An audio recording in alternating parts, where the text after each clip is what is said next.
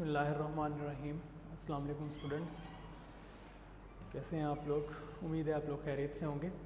अच्छा, आज हम लेक्चर स्टार्ट करने लगे हैं। चैप्टर नंबर 3 हमने स्टार्ट किया हुआ था, जिसमें कल हमने फर्स्ट लेक्चर में डिस्कस किया properties of gases and properties of liquids. आज हम उसी टॉपिक को आगे लेकर चलते हैं। प्रॉपर्टीज़ ऑफ सॉलिड्स को आज हम डिस्कस करेंगे। ये साथ साथ जितनी मैंने हेडिंग्स लिखी हैं आप लोग अपने फोल्डर के ऊपर नोट करते जाएं, बिकॉज ये हेडिंग्स जो हैं ये आपकी बुक में नहीं दी हुई, और उसके अलावा आपकी बुक में सॉलिड्स को, जिस तरह लिक्विड को बड़ी शॉर्टली डिस्कस किया गया था, सॉलिड को बहुत ज़्यादा शॉर्टली जो है इन्होंने डिस्कस किया है। लेकिन मैंने ये सारी हेडिंग्स जो हैं वो एक सॉलिड के पोर्शन के अंदर जितनी भी पॉसिबल हेडिंग्स आ सकती हैं वो मैंने निकाल के यहाँ लिख दी हैं। आप लोग इन हेडिंग्स को अपनी बुक पे जो है वो लिख लें लेड पेंसिल से, ये पॉइंटर से। तो सबसे पहले हम जो डिस्कस करेंगे वॉल्यूम और शेप की बात करेंगे। तो जैसे हमने ऑलरेडी स्टडी किया कि गैस जो होती है उसके ना तो कोई शेप होती है ना ही वॉल्यूम होता है, लेकिन जब हम लिक्विड की बात करते हैं तो लिक्विड की शेप नहीं होती लेकिन वॉल्यूम होता है। सॉलिड की जब हम बात करें, solid has definite volume, solid का अपना डेफिनेट वॉल्यूम भी होता है। उसके अलावा सॉलिड की अपनी डेफिनेट शेप भी होती है। Solid has definite volume as well as definite shape. अगर हम आइस की बात करें, फॉर एग्जांपल आइस,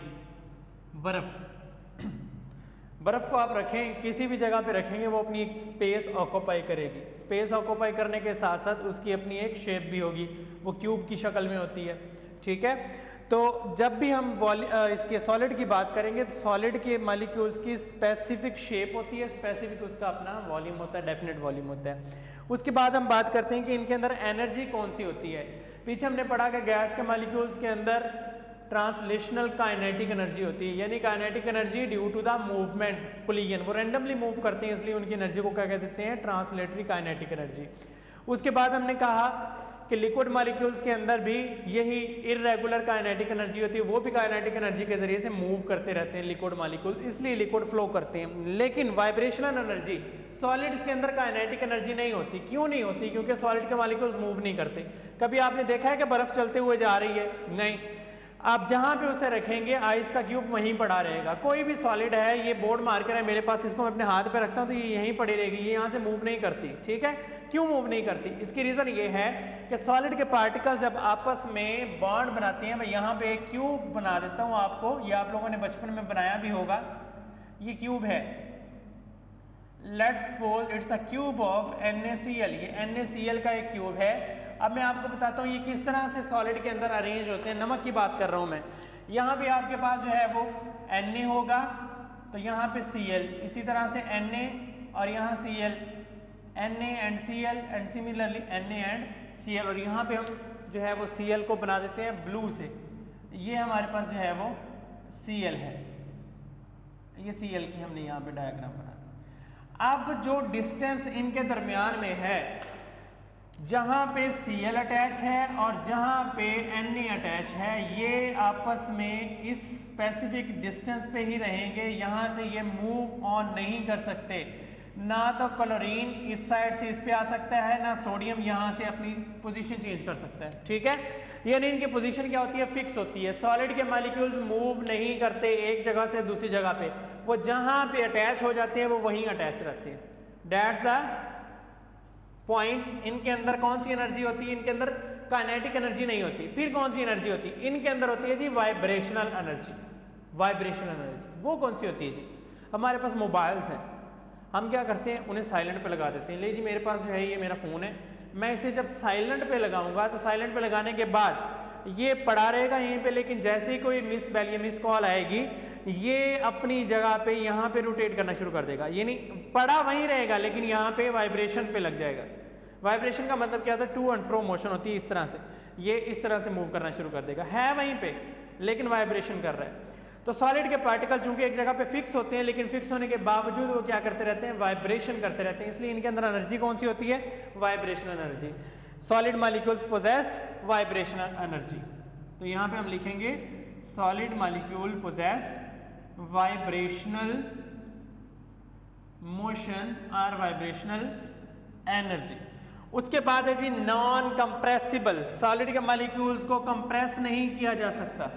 आप जितनी मर्जी फोर्स लगा दें ये मॉलिक्यूल्स ब्रेक तो हो जाएंगे लेकिन कंप्रेस नहीं हो सकते।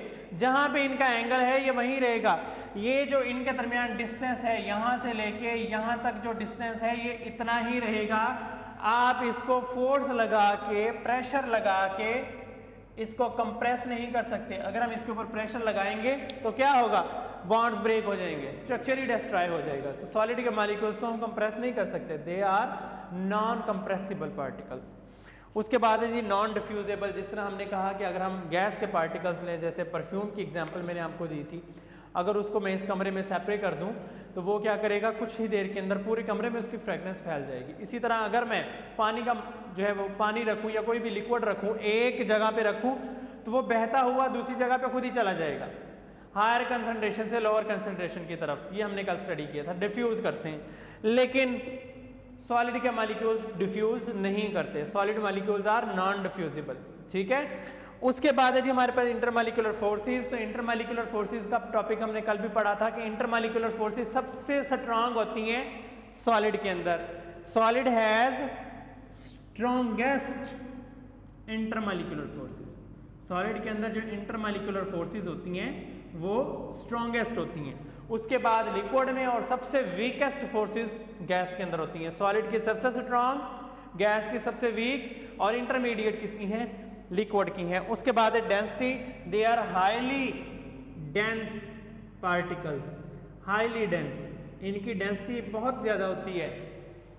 हमारे पास डेंसिटी का फार्मूला क्या होता है जी, density is equal to mass per unit volume. ठीक है, अब चूंकि इनका मैस बहुत ज्यादा होता है, सॉलिड्स का मैस ज्यादा होता है, तो ये क्या करते हैं, अपनी डेंसिटी बढ़ा लेते हैं, इनकी डेंसिटी बहुत ज्यादा हो जाती है। और फिर ये वॉल्यूम जो होता है इनका, वॉल्यूम कम होता है। ठीक है, स्पेस ये कम ऑक्यूपाई करते हैं as compared to the liquid. Liquid की निस्बत इनकी स्पेस जो है वो कम होती है।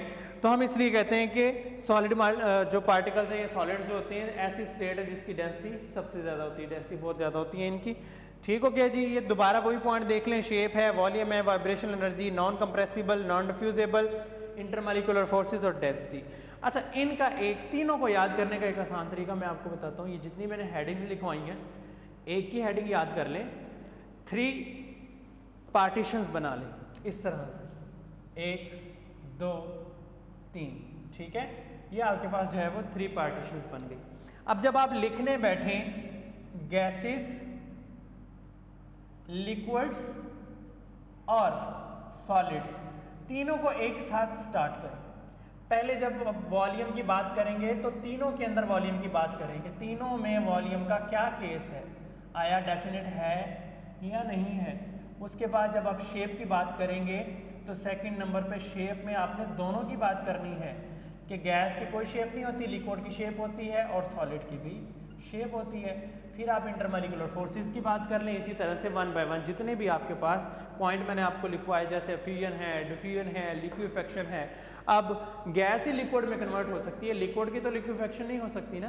तो ये पॉइंट यानी गैसेस जो हैं वो लिक्विफाई हो सकती हैं, liquid molecules can not be liquefied but they can be compressed. ये कंप्रेस हो सकते हैं, इन्हें लिक्विड से सॉलिड में चेंज किया जा सकता है, जबकि सॉलिड आर नॉन कंप्रेसिबल, अभी हमने पढ़ा।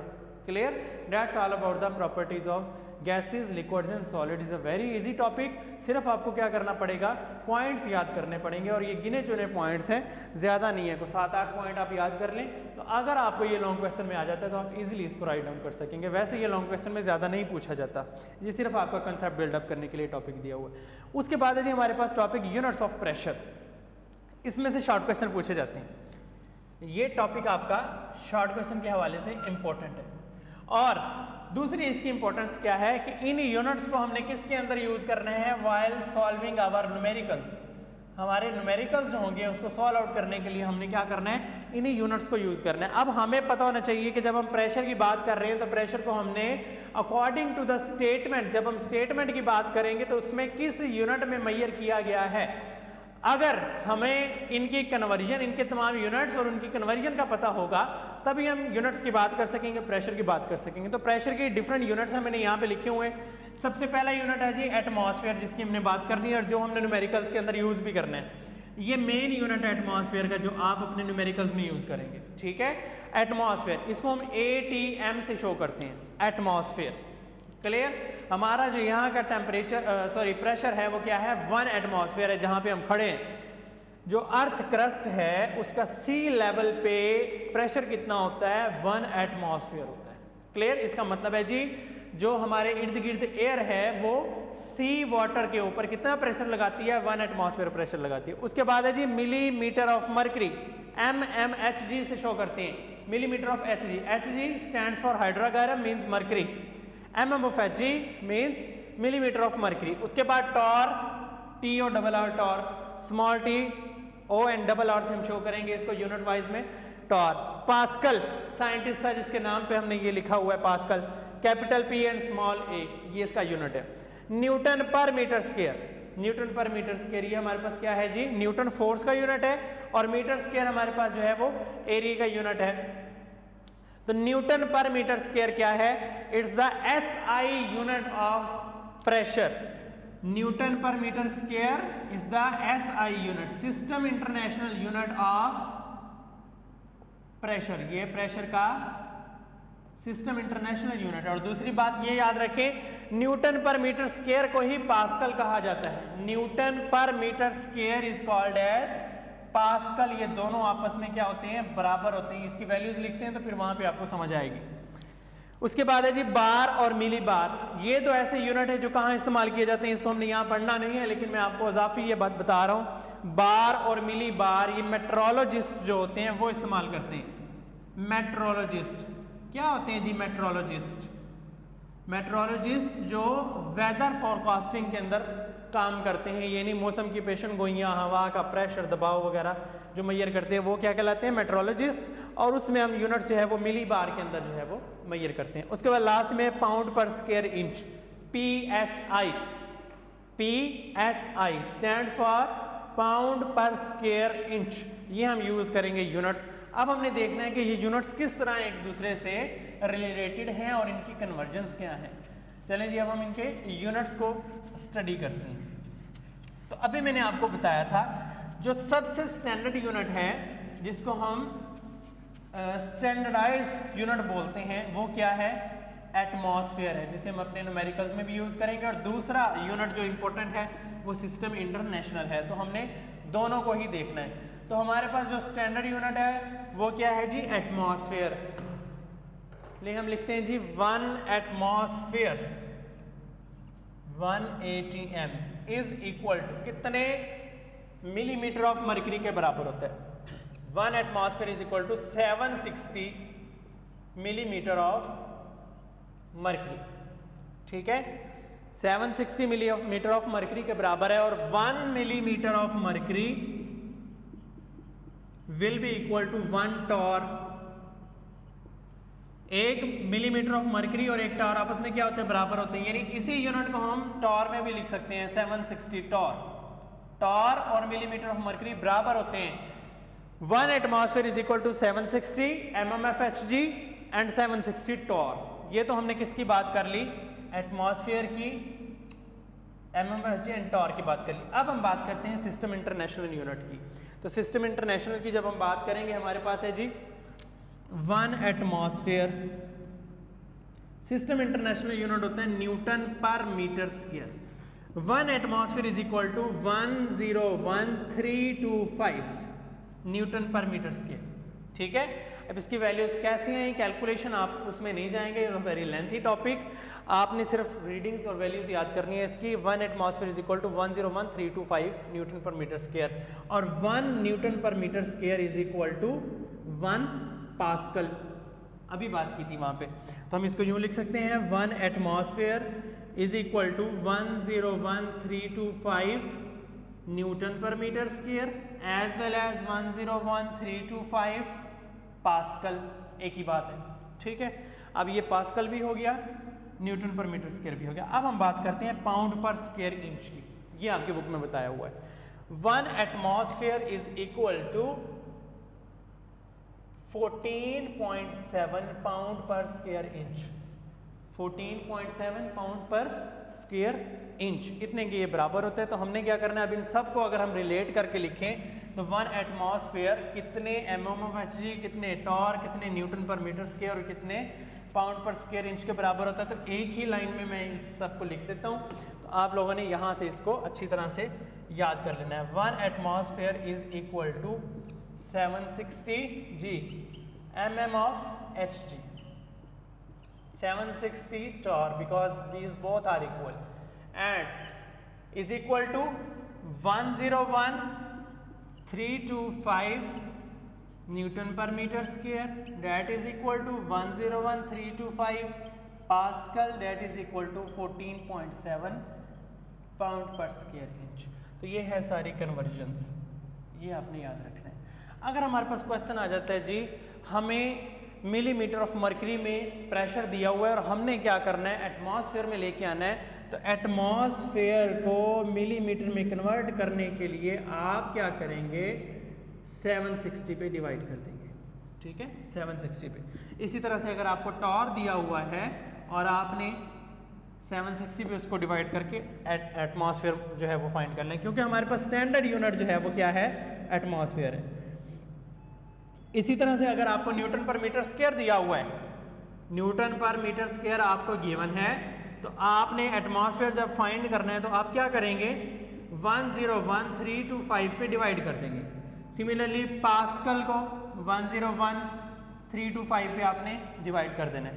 अगर आपको pound per square inch given है और आपने क्या करना है, एटमॉस्फेयर फाइंड करना है, you will divide it by कितनी वैल्यू है उसकी, 14.7, उस पे आप इसे डिवाइड कर देंगे, आपके पास जो है इसका आंसर आ जाएगा। तो all these are conversions to convert one unit of pressure into another unit of pressure. ठीक है जी। तो आज हमने पढ़ा properties of solids as well as the units of the pressure, different units. तो ये शॉर्ट क्वेश्चन के अंदर पूछे जाते हैं, एमसीक्यूज के अंदर भी पूछे जाते हैं, तो आपने इसको अच्छी तरह से तैयार करना है। होप सो आप लोगों को इसकी बिल्कुल समझ आ गई होगी। रीड करें, अपने फोल्डर्स पे नोट करें और अपनी ओपिनियंस के बारे में जो है वो हमें आगाह करें। और बहुत जल्द आप लोगों का जो है वो असेसमेंट टेस्ट प्रोग्राम हम शुरू करने वाले हैं। होप सो आप लोग तक सिलेबस भी पहुंच गया होगा, तो इसे अच्छे तरीके से तैयार करते जाएं। ठीक है, ताकि बाद में जब हम फेस टू फेस स्टडी करेंगे तब ये सारे कंसेप्ट्स आप लोगों को क्लियर हों और हमारे पास टाइम बहुत कम होगा, हमने कोर्स को बहुत जल्दी कवर करना है। ठीक है, तो मुल्क के हालात के लिए आप लोग दुआ भी करें। अल्लाह ताला जो है वो बच्चों की दुआएं बहुत जल्दी सुनता है और उसे कबूल भी करता है। और वैसे भी आप लोग हसूल इल्म के लिए निकले हुए लोग हैं, आप लोग तालिब इल्म हैं और तालबात हैं, आप लोगों की दुआओं में बहुत ज़्यादा असर होगा। ठीक है, तो अगले लेक्चर तक के लिए मुझे इजाज़त दें, मिलते हैं नेक्स्ट लेक्चर में, तब तक के लिए अल्लाह हाफ़िज़।